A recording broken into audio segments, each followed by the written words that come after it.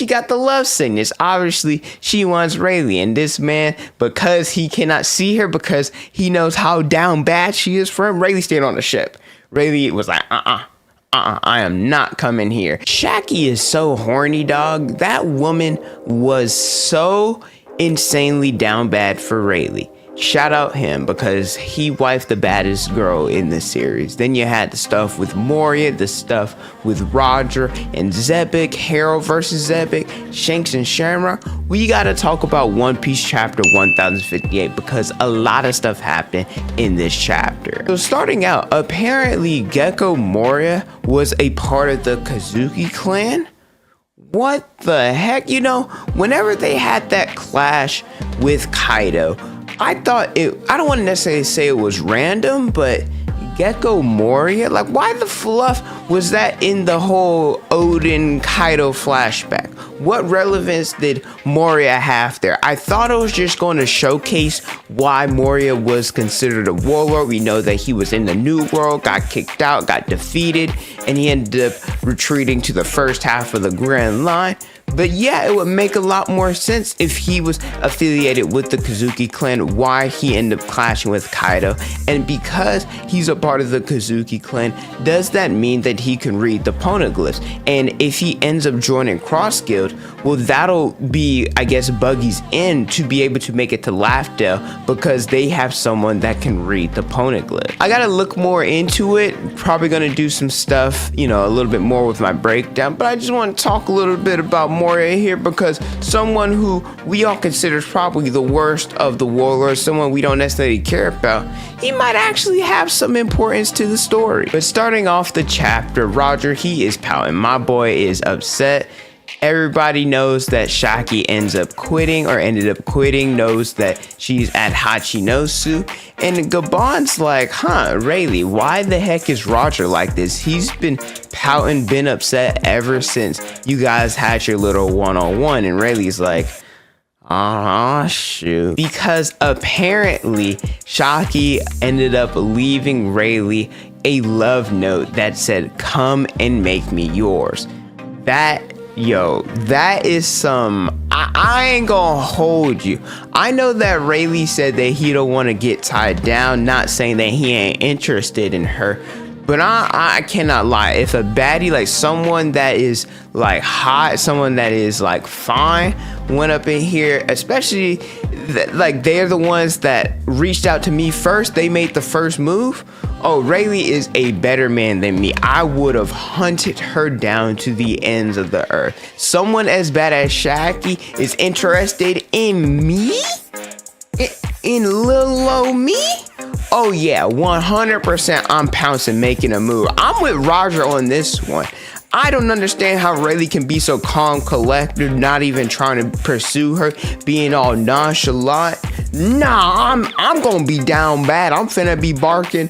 I'm immediately telling Roger, drop me off at Hachinosu. Drop me off at Pirate Island. I need Shakky. In the last chapter, they talked a little bit about Shakky being the crown jewel of Hachinosu and treasure is meant to be stolen. I originally thought that meant that Shakky had some like involvement with God Valley, and they talk about God Valley a little bit in this chapter, but maybe they were also referencing how Roger said, hey, we're pirates, let's go steal some treasure. And then later in the chapter, they end up going to Hachinosu, which I'll talk about a little bit later. But I wanted to talk about Garling here because he brings up God Valley. We know that every few years there's the hunting competition amongst the celestial dragons, and Garling is actually the one that brought up God Valley, or at least made it on the radar for it to be a part of the next hunting game, because he says, hey, that we talked to this non-affiliated country, tried to recruit them to join the world government, offer them a position, but they ended up declining. God Valley has a lot of resources, but that's not the true reason that Garling was interested. Yes, resources is good and everything, but they made another discovery to where Garling said that Emu will surely be pleased, and in 2 years time, let's hold the next competition here. What the fluff was at God Valley? What was there besides like abundant resources that they could use? What was it? Is it Pluton, no, not Pluton, is it Uranus, like an ancient weapon there? That's the only thing that I can see at God Valley that has some form of like interest to Emu. That's the first thing that I thought. I don't know what else is relevant to the story. I mean, we know what Pluton is, we know what Poseidon is, so I need to figure out what the fluff is at God Valley. What is there? Is it like a devil fruit that was noticed? But if that's the case, Garling could have just grabbed it and brought it to the Holy Land. So yeah, we got to figure out what the heck is going on at God Valley. Shakky's bar, it's still popping. Everyone's there to see her. They don't care what type of food they're eating. They don't care what type of food they're drinking. As long as Shakky's the one that's serving it to them, they're good. So it could be they're there for whiskey, they get some cheap rum. They don't even have to eat the food that she cooked. As long as they, feast their eyes on that little snack, oh, they're good. Everyone's having a good time. All of a sudden, busting in there like the Kool-Aid man, the Roger Pirates show up. They show up, they're here for Shakky. Now, obviously, Rox and Roger, they don't necessarily get along. They're rivals. Rox is like, what the fluff are you doing here? Get the fluff off my island. And then Roger's like, well, hey, this is, a territory where violence is prohibited as long as Shakky's here. Right? This is like a peace zone, so we can be here too. To where Roger busted in, I think it said in the last chapter, people wait either a month, 2 months, or 3 months to get in. Roger didn't give a fluff. He went ahead and beat the pirates up, barged his way through just so he could see Shakky. This woman, I mentioned this earlier in my intro, she is down bad for Rayleigh. She treats everyone like they're scum, everyone like they're dirt, disregards and dismisses them. As soon as Roger pulled up, she went up to him, was like, where the fluff is Rayleigh? Where's Ray-san? Has the hard eyes and blushing and everything. She got the love sickness. Obviously, she wants Rayleigh, and this man, because he cannot see her, because he knows how down bad she is for him, Rayleigh stayed on the ship. Rayleigh was like, I am not coming here. And then Gloriosa, obviously, she got love sickness too, pounces on Roger. It's like, goes like a little snake pouncing on its prey. It's like, Roger, I'm here. Take me on your ship. Roger's like, I don't want clingy, lovey girls like you. If it's Shakky, it's cool. But I don't want you. Gloriosa, I know you're bad. I know you're bad. I know you're bad. But it's time to move on, girl. It's time to move on. He just don't want you. I kind of feel bad for Shakky here because she's in love with Rayleigh. She wants to see him, and this is the perfect opportunity with the Roger Pirates showing up. She's obviously expecting the right-hand man, the Dark King, like, hey, you're going to be here, and Rayleigh's not. So she's pouting, she's a little bit depressed. So yeah, I kind of feel bad for her. Now, I could be wrong, so correct me in the comments if I am, but she ended up hearing Rayleigh singing Bink Sake while he's on the Oro Jackson, and then Shakky, that was enough fan service for her.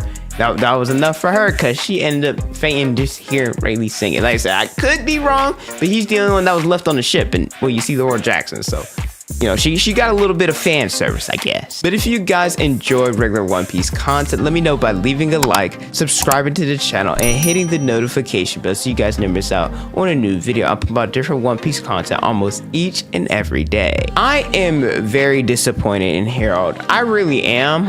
In the last chapter, I believe it was Jupiter. He was like, hey, Elbaph can join the world government as long as they kill Rox. And I said in that chapter, I didn't think Harald was going to be a government dog like that. I thought that he'd be close enough to Xebec since they have like some weird relationship, and I'd even call it friendship. I didn't think that he was going to attack him or go for the kill. I was wrong. Because we go to the realm of the dead, and this is where Harald and Xebec are clashing. This is where they're having a fight, and it's an extreme diff fight where they say that in the end a winner wasn't necessarily decided. You see the two striking blades against each other. You see the two bleeding, and I'm disappointed. I understand Harald is doing this because he wants to join the world government, and being a king, he thinks like having that friendship, it's not necessarily going to be worthwhile as the king, the people trying to fit into the world government. Obviously being affiliated with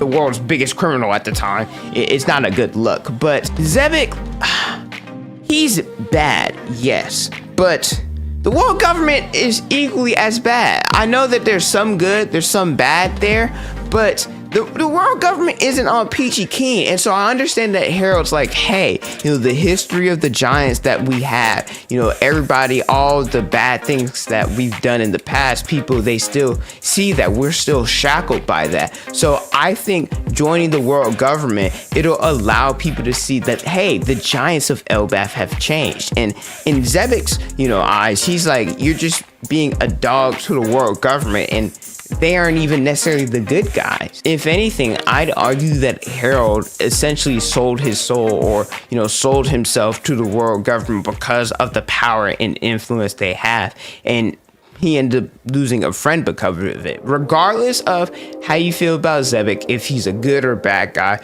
look at the chapter prior. They literally were at Ida's bar, they were having a drink, they weren't clashing or anything. So like, Harald, what the fluff, man? And I understand, as a king, he has to look out for his people. He has to do what's best for them. But in all honesty, you can make the argument that joining Xebec that might have been the better decision, because Emu, the Celestial Dragons, they're just as evil. Whoever wins, whoever has the strength, like Doflamingo said, is justice. And maybe if Harald would have joined Xebec, maybe he would have had some influence to allow Elbaph to flourish, where they're not necessarily as bad or have the falsified peace that the Celestial Dragons offer. I'm not necessarily saying that Xebec would have done that, because that dude's crazy.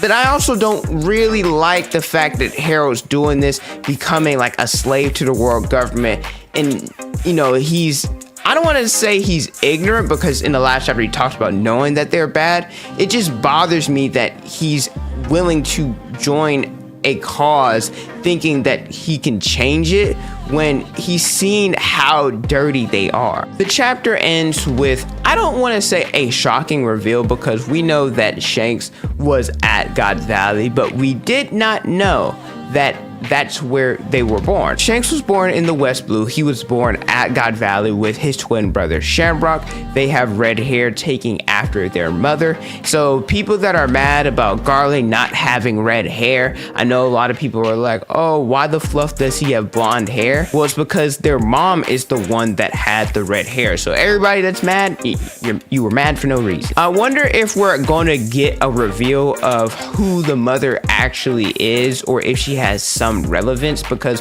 we know that Garling is a part of the Figureland family. I wonder if she is a slave, but the way that people are talking about her in this chapter, it doesn't necessarily appear that way. So I wonder if in the next chapter we're going to get a reveal of what Shanks' mother looks like. And then also I wonder how Shanks and Garling, since they were twins, since Roger and the crew, they found Shanks or ended up taking him along with them after the God Valley incident, how the heck did Shamrock and Shanks get separated? But yeah, that's it for my review of chapter 1058. Really good. Shouldn't be a break next week. I know we've been getting a lot of breaks recently, a mixture of Weekly Shonen Jump breaks and also the different Oda breaks. So it's gonna be really good that we can get a few chapters in a row. But let me know how you guys feel about this chapter in the comments below. Don't forget to like, comment, and subscribe. Hit the notification bell so you guys never miss out on a new video. Follow me on Instagram, Twitter, and TikTok. It's on the screen and in the description below. And don't forget to unleash your potential.